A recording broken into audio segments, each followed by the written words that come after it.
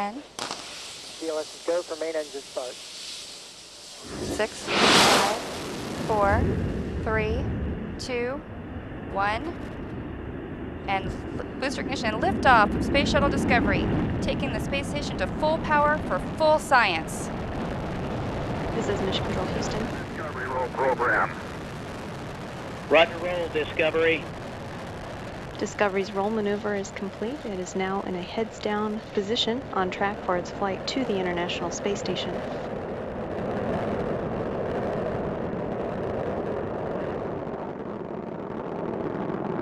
Discovery flying 365 miles per hour, 1.5 miles in altitude, 7 miles downrange from the Kennedy Space Center. Discovery's engines are throttling down as the orbiter passes through the area of maximum pressure on the vehicle.